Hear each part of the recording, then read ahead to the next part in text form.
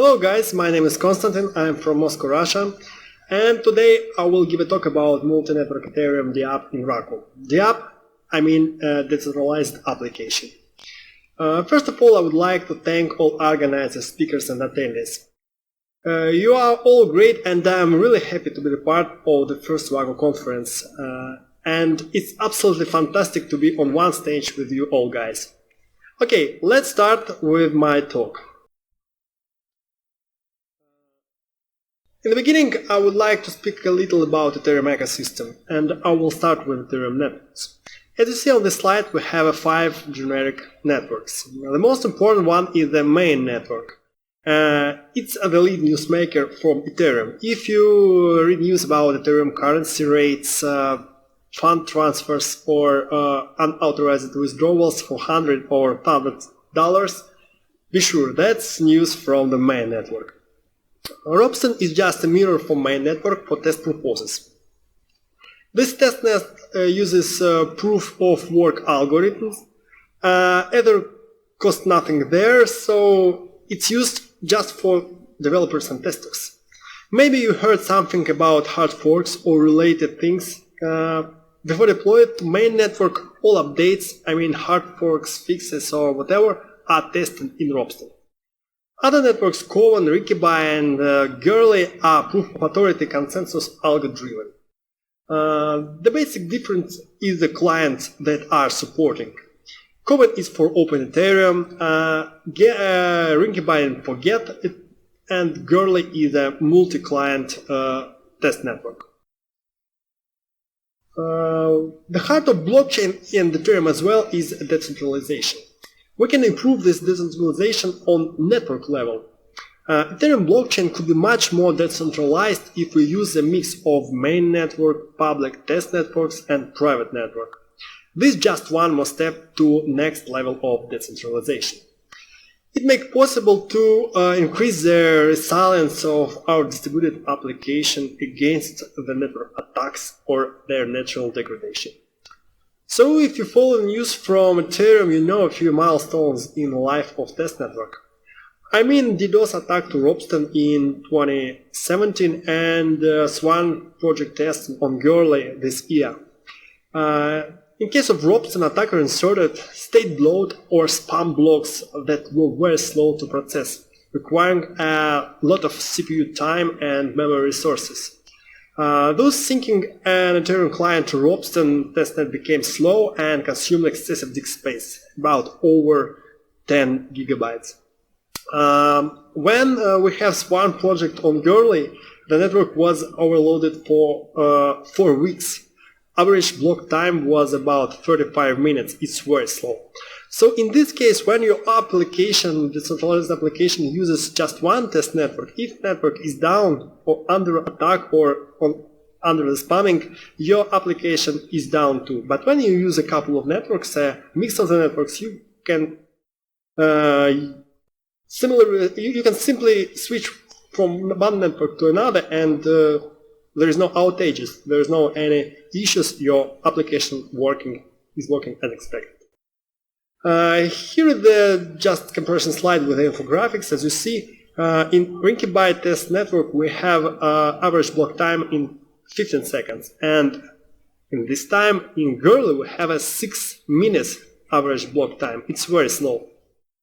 This screenshot was made yesterday. By the way, Gurley works fine now. The chart is shown average value for a few months, so due to the overload period in June, the final statistics looks poor. But actually in June this was true. Rikibai was very fast and Gurley was slow. And for now they are quite similar. Timings are close to each other. When we use mix of private and public networks, we also get additional data access level. For example, sensitive data is stored only on private blockchain, private network and other data, metadata or some indexes on public net. This approach is quite good for third-party audit tracing. Also, we can give different access permissions with a couple of local networks. For example, some data we're storing on one network, one local network. Other data we are storing on second network, and on public test networks we are storing indexes or mapping from one network to another. It's also a handy thing. To manage data in heterogeneous environment, we need to set up relays or gateways that provide transparent data flows from one network to another. Can we use Raku as a platform for such application? Of course, Raku is very friendly to Ethereum. When we're installing Raku to Start bundle, we have everything we need to communicate with GET client, with Ethereum client, I mean UTF big numbers, JSON, and user agents out of the box. One dependency we have to add is an Ethereum module. It's Raku interface for Ethereum blockchain and its ecosystem via JSON RPC-IP. I am the maintainer of this module and it's under permanent development process, so you can track the updates via the links presented on this slide. What's about Pheix? The Pheix is the content management system. It's artistic 2.0 license completed, written in Raku, and has an important feature. It can store data on blockchain, on Ethereum blockchain out of the box. It's also, this CMS is extremely lightweight, fast and scalable. Modern Pheix is the CMS for Web 3.0 in the projects. I mean, we have the next system basics, decentralized modules, security, and storing the content on different target storages like private to public networks, Ethereum networks, regular database, affiliate files, and whatever. Also, I would like to speak about Ethereum service. It's exactly the network relay service. Actually, this talk is about features and options of this service. The link on the slide is followed to the specification page, so you can go through and check it out. Okay, quick overview is done, and now we got the abstract multiple network relay gateway topic. But first of all, we should discuss some Ethereum-related features and terms that I use in the talk below. Okay, Ethereum account is a central things in the communication of the user and blockchain.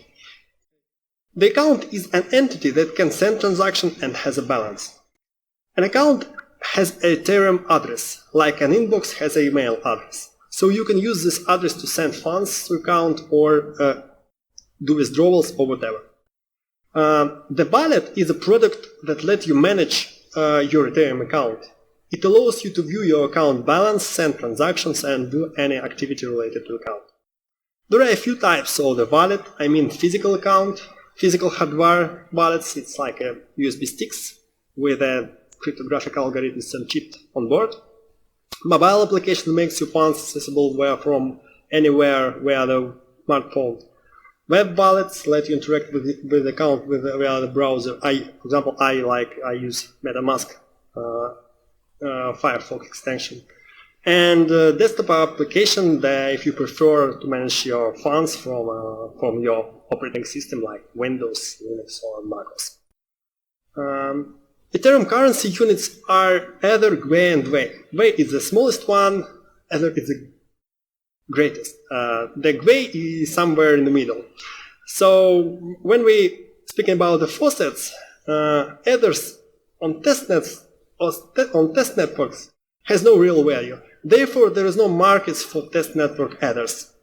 Since you need Ethers to actually interact with Ethereum blockchain, you should get the Ethers from somewhere, and this somewhere is faucets.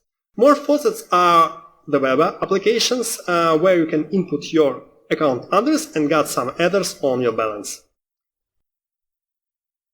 A shared or the mocked account, this is an idiom used to define an account address which is used simultaneously on both public and private Ethereum networks. Usage of mocked account provides transaction signing on private node, restriction of transaction flow from private network to public network. This requires the access to public node because we need to because the flow restriction is depending on different metrics like a balance, daily request limit. We should manage access to the node automatically or manually, no matter to manage the transaction flow. So we need access to restrict the transaction flow. And the final thing is end-to-end transaction filtering. Exactly, we can search some transaction in public network and then mapping these search results to the private network without direct access to the private network. So it's very handy thing. So it's like a new search criteria by account address.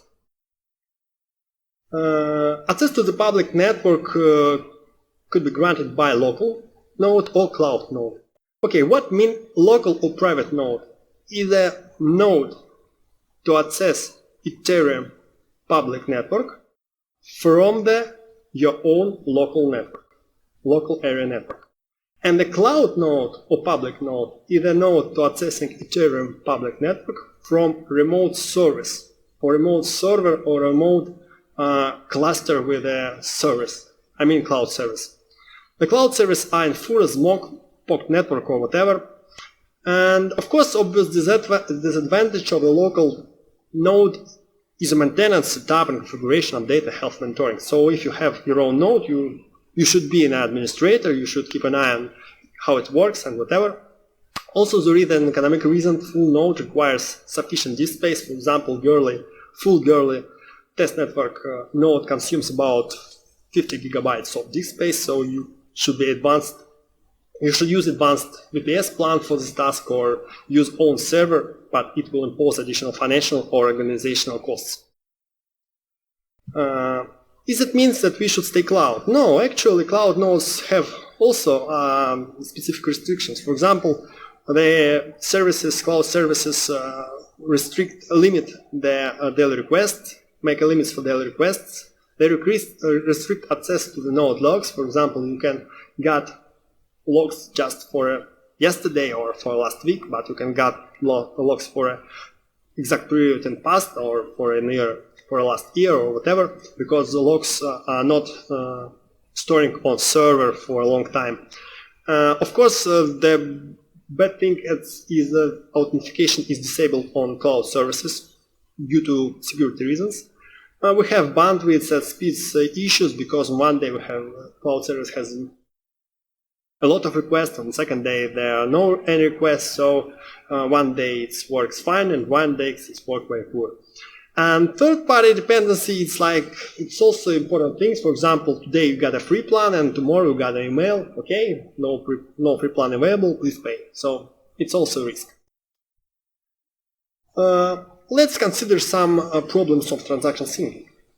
We shall sign transaction with a sequential request. For example, if you have a local node available, you can request unlock account and send transaction to this node, and voila, transaction is on the network.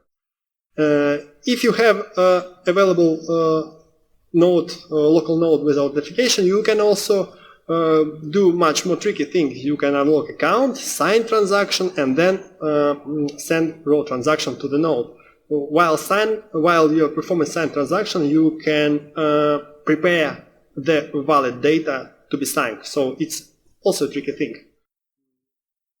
And the third variant is that you use some hybrid model. For example, you sign a transaction on your local node, you just unlock account and sign it and sign transaction, and then you commit the signed transaction as a send raw transaction to public or cloud node. The fourth way is to do manual syncing. I mean, I consider the manual syncing as extended feature of Net Ethereum module. Currently, OpenSSL module provides almost everything we need to implement this feature. One thing to be sorted out is RLP, and I think it's done at the ground as an additional Raku ecosystem module.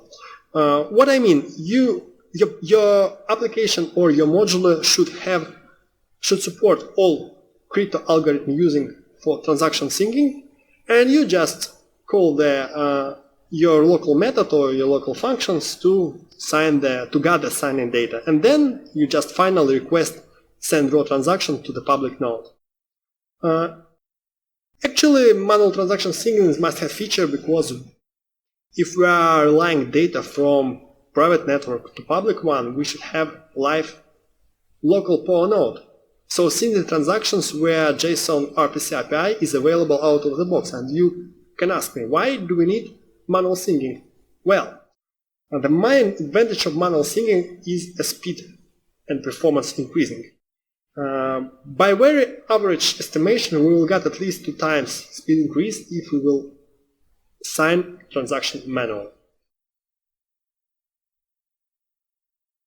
Okay, if we want to commit transaction to public Ethereum network without access to the public network node, I mean to the cloud node, for example, we should use mock shared account to sign transaction locally.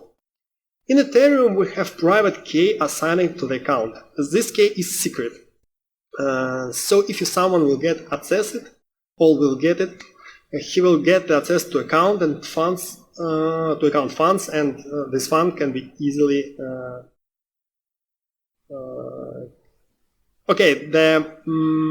someone can easily do withdrawal with your funds. So any activity around the private key has potential risk.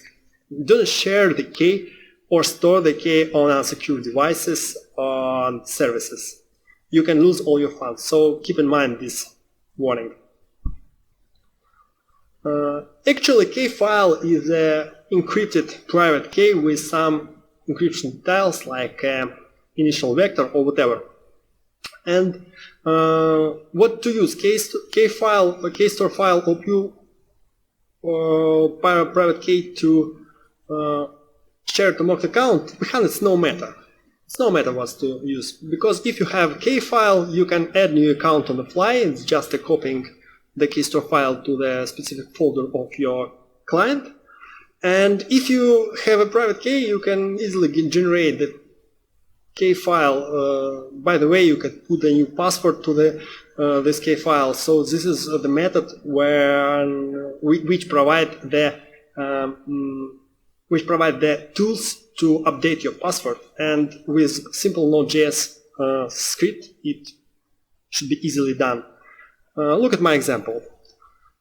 This code is quite simple. It's JavaScript, and we have file system and Ethereum wallet dependencies. Also, we define a new password. We got a buffer from the private key string. The basic, the generic magic is function valid from private key and account to v3. There are a few tricky things under the hood, but yes, it works, and finally generating some valid key store. But if you want more details, by the way, you can extract private key from key file using also Node.js. But if you want more details and if you want to get more skills, you should use the Python. On this slide, I have a link to the Python code where the sources are presented. There are a few interesting points. The tricky things are hidden with hidden things. The tricky things that are hidden with Node.js are visible in Python code. So you can see the sequence and type of crypto calls. You can understand what algorithms are used. So it's fun. I recommend it to you. But on the other side, if you don't want to do any low-level iterations or low-level steps, you can use just RPC IP. So mock or shared account can be created via the personal import row key method. It's a call from get client. Parity new account from secret method, it calls from Open Ethereum client, and parity new account from wallet, it also calls from Open Ethereum client. You can check the status of new created accounts with the JSON RPC IP personal list accounts method both in a parity Open Ethereum and get client. Parity is the previous name for Open Ethereum. Okay, we reached the hybrid model with local singer section. Previously, I have a few words, a few details about the hybrid model. The main things that the hybrid model uses signing on a local node and committing to the public node. So the restrictions for trivial transactions in a hybrid model with the singer, with local singer is, first of all, your decentralized application should use only public Ethereum network. I mean trivial restrictions. And also we should have live local Ethereum node that will be used for local singing. To make things easier, we can use public Docker container. I will show how it should be used for testing. And this container has all additional tools for quick start. By the way, there is a pre-deployed repository with local private proof of authority network with 2 nodes. Everything is configured. All you need is just run it. So in our case, we need at least 1 node, so we can use our finite node from this network. There's no problem too. Link to the Docker container is presented on this slide. Startup is quite simple. We run the Docker, we start the Docker, attach the container, go to the Ethereum local network root folder, then change div to utils and run the starting script. After the script is run, we just check the node status from host trying the curl request with a Web3 client version. It should return the version of our network, of our get client, node software. And finally, we should add mocked or shared account with own private key. It's a personal import row get. It's personal import row key method for guest client with a private key. Here's the private key in this request, so you can see that it's not a fake. Okay, when we are speaking about multi-network Ethereum the application, we assume that this application uses a hybrid model with local singing. In this case, our application should serve pairs of Ethereum nodes. In every pair, we have public node and private node. Public node is a node to access public Ethereum network from remote server or cloud service, and private node is a node to access public Ethereum network from your local area network. If you want to commit the transaction to public node, it should be previously signed on private node. And application should provide flexible config tools to quick set up our pairs. The private node is additionally should use, if the private node is additionally used as a gateway to access data in proof of authority local network, your application should also support the smart contracts we are interacting with, logic, algorithms, and semantics. Also, I have to mention that ideally your application should provide some kind of web interface for remote configuration and reporting or logs overview. So, from the point of information security, JSON RPC API should be disabled on a private Ethereum node. We should use domain socket instead. So that's one place that we should discuss the features of Raku language core. In Raku, we had no Unix domain socket support for a long time, and we have to do some tricky things like using Perl 5 IO socket Unix module in couple with Raku inline Perl 5 module, but finally its domain sockets are in place and we can use them via the IO socket inet module. The minimal patches to net Ethereum, it's quite easy. We just need to add a few requests, sign transaction, send draw transaction, and update get transaction. Here is the link with the minimal changes that were done in the previous few weeks. You can trace the updates. And the minimal changes to fix, of course, we should support new config. We should add or implement new config tools for singers. We should be able to configure singer, byte storages, and singer as well. Also, we have to add support for node pairs. For each node storage. For each public storage, public network storage, that requires signing on private node, takes should create at least 2 objects, storage object and singer object, and these objects are coupling in pair. And also we should update write blockchain method according to the configuration. It should committing transaction with authentication on public node or with transaction syncing on private node. So here is the link for the minimal changes that were done in Pheix in July. Okay, the subscription service should be operating with synchronous and asynchronous approaching. The synchronous approach is trivial. The application updates data in a public network while updating data on a private network. For example, it works like a simple proxy.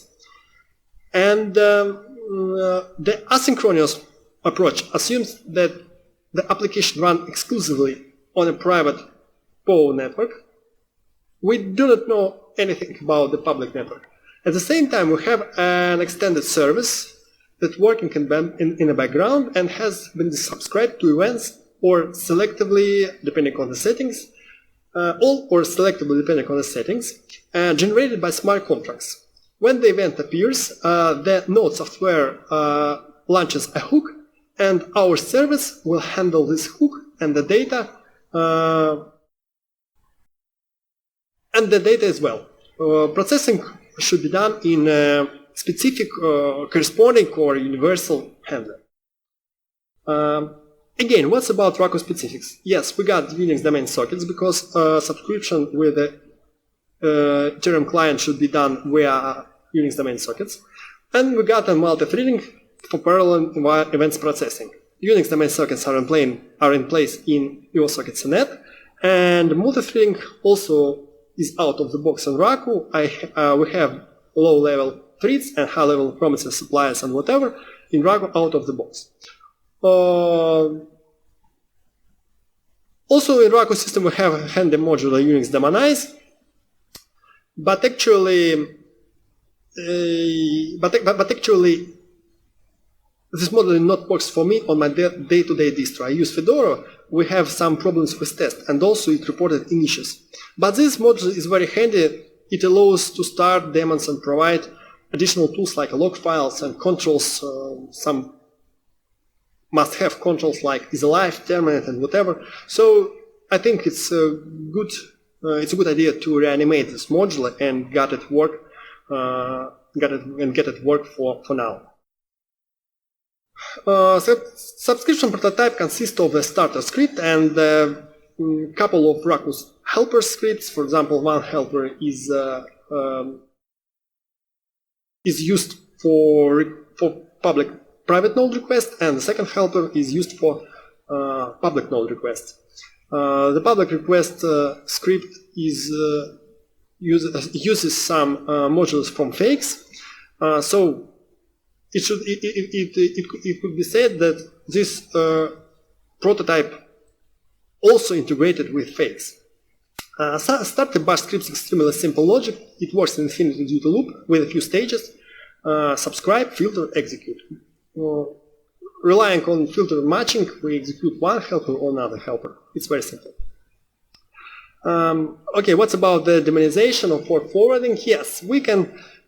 If Unix demonize not worked as we expected, for now service could be run in demonized mode with an OHAP embedded command. This command is included in Linux. Also, we should forward Unix socket to TCP, one with a socket, just to be able to use and see from starter bash script. This should be done on server with private Ethereum node. The command is simple, but it works fine. It gives us the ability to work with Unix domain via TCP, and it's super for a prototype. And finally, if we got the private node on another server, I mean private node, it's a node that allows access to the public Ethereum network from your local area network. So if it's not on your local machine, we should forward the JSON RPC software port to the local host. It's also socket, it's very simple. So the first link on the slide is a link to the sources of this prototype service, and the second link is a link with more details on subscription. Please go through it. There are a few interesting things how subscription is done in Get Ethereum client. Okay, now it's time for live demo, but first I should do a quick introduction. Let's see the screen. Okay, this is my fingerprint. The logo of first Raku conference, this logo is used for the fingerprint. What is a fingerprint? I will convert this JPG logo to text file, just a simple base 64 conversion. Now I have locally stored text file with this logotype data. Then I want to deploy, to save or store this logotype, text logotype, in local blockchain. In parallel, I have run the service, subscription service, that will get the events from the local blockchain, process these events, fetch the data associated with these events, and push it to public Goerli network. So that's the plan, and I want to show you how it should be done with Raku. Okay, I will get the correct background. So here's the terminal. First of all, we should run the Docker. Here's the command. Then go to Ethereum local network and start the network in the Docker container. What is the start script? First of all, the script is patching accounts. We got 2 nodes, network with 2 nodes. All nodes are running locally in Docker. Every node one node have 2 accounts and one node have 1 account. As you see, we create 3 accounts.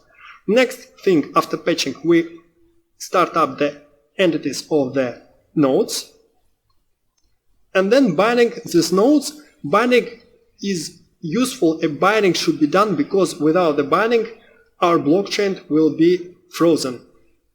To get a new blocks, to make a new transaction, we need blocks binded. Okay, as you see, network started successfully. Now we will deploy the smart contract to this network. Okay, we have a helper script.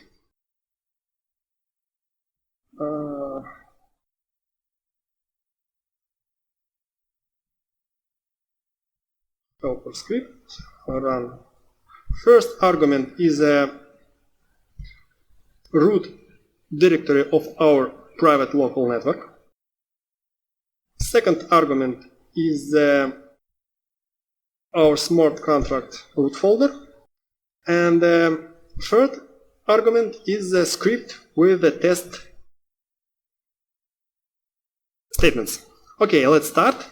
The good thing is that the script connected to our private network. So communication is done. Now the smart contract is deployed. In parallel, I will update config, Pheix config. Okay, as you see, I have previously deployed the smart contract to the public Goerli network and got the transaction hash of the deployment. So we need to update our config.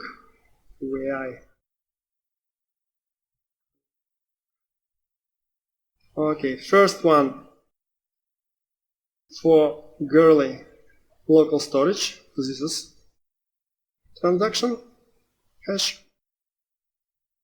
Okay, paste. And the next we should update local transaction hash. Let me see what's happening with our test. I suppose, yes, smart contract is available. Smart contract is available. Copy. And then we should paste it. Okay, first config is done. Next we need to go to our service. Unfortunately, all hashes are hard-coded, so every time I need to update the files. Yes, it's not good. Okay, we got the transaction hash, and actually we should get the smart contract hash. Let's go back to our Docker. Go to private local network root folder and try to attach to the console of the first node. Okay, it's done. Let's import the storage object. Done. And let's see our contract address. Here is the address. Copy and paste it here. Okay, it's done. Next we need to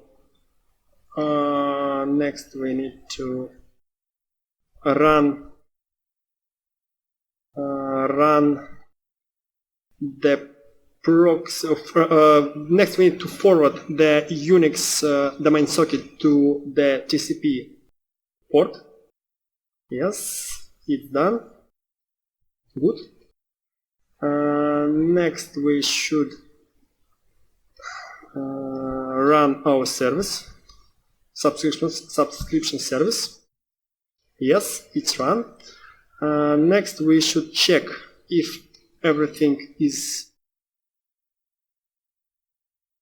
also we have a forwarded port from the private node. It looks like everything is done, and now we should deploy the logotype to local blockchain. As you see, this logotype is stored in this file. Here is the base64 text file, and now we are trying to deploy it to local blockchain. Okay, let's see what's happening. We unlock the account. It means that the script is successfully connected to the node.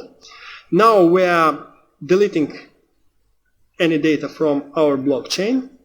Not blockchain at all, but the table where we store the logotype. As you remember, I ran the test while we are deploying the smart contract to blockchain, and the test is created one additional table. So as you see, it dropped on the second test. Okay, everything is deployed. We have a few transactions, and we have data on our local blockchain, our logotype inside the local blockchain. Works good. So let's see what's with the subscription service. Yeah, we got the hook from the GET client, and now we are deploying the data, required data to Ethereum network. So it will take a little, and while this is deployed, I will try to complete my presentation. Okay, let's speak about the perspectives. I'm planning to publish Pheix release candidate 1 at the beginning of October this year. The important Pheix updates are related to subscription service and exactly what we are discussing in this talk. I'm planning to do pure Raku implementation of the service, support events handling in multi-threads. It should be asynchronous and unblocking. Optimize relay time. I suppose it's good if public blockchain will be approximately 2 times slower than a private blockchain. Also, I would like to add REST API for service monitoring. The basic metrics are processed requests, resources, usage, or uptime. And also, I should add extended logging and try to fix Unix daemonize to use it for handy service daemonization. On this link, you can trace the process and see what's done, what will be done, and what issues and what tickets are under construction, under work, where work is in progress. Okay, here's a little bit philosophic slide, but I have done a few presentations before, and the popular question from attendees and from listeners are, why do you do this? Why do you do this? I like just for fun answer, but today I would like to speak a little more on this. Because let's discuss the real case of decentralized application we have considered above. We will discuss the use case of application. One day my colleague, my friend, asked me to show and to share the stuff I'm working on, and this was the transaction signing for public Ethereum networks, exactly the stuff that the talk is about. While my quick guide, I have presented the idea of storing this sensitive data in blockchain and share some data, metadata, indexes, and whatever to public blockchain. That's exactly the ideas that I speak about above. So my friend gave me important advice. He told me, take a look to logistic related businesses, because such companies are really interesting in delivery tracking. And after this I've started Googling. Yet there are real tricky things like private traces with sensitive data like shipment details, privacy data or whatever for restricted access. And there are public traces for public use with short description and minimal details like hashes, indexes or whatever. All these traces should be consistent and tamper-proof. These companies should grant access to private data to partners or auditors, and they should be able to check its consistency and authenticity. As you see, blockchain is a really must-have feature for this purposes. So once I had a prototype, I have done the prototype, I have Googled the list of top 10 logistic companies and sent them the white paper with the system details. And in the result, I've got a feedback. Just I have to say I got a feedback. So I hope we will get Raku, Ethereum and Pheix bundle somewhere in the enterprise productions in the nearest or not nearest future. Who knows? But actually, this is real use case and the companies are interested in such system and such technologies. Okay, I'm ready for open call. Sure, I would like to invite you all to Pheix and Ethereum dev process. Code review, forks, merge requests, any activity with source code is very welcome.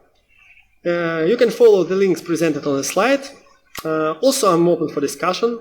If you are interested in some future or concepts of this talk, you can just do proposal, or we can just speak and discuss this face to face. No problem, get in touch.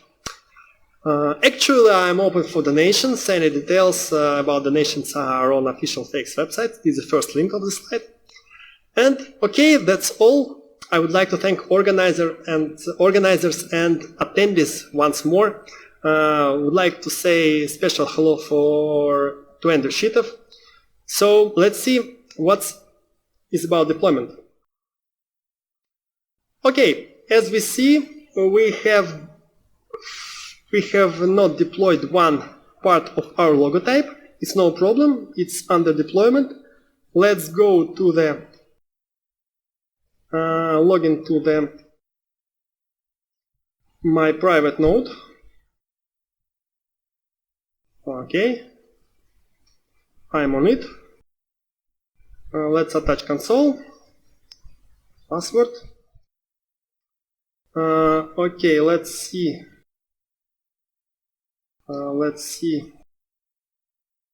What is inside.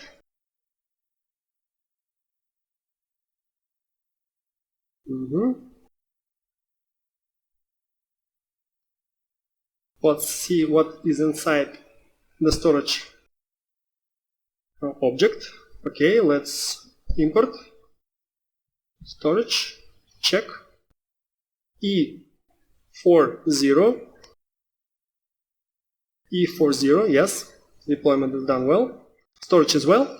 Let's see what's about our deployment. I think, yes, it's done. And final, voila, let's fetch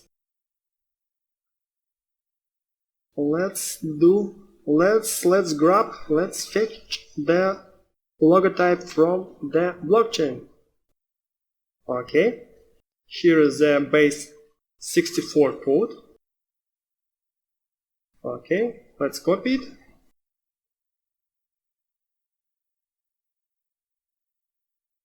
Here is the online service for decoding base 64 to images.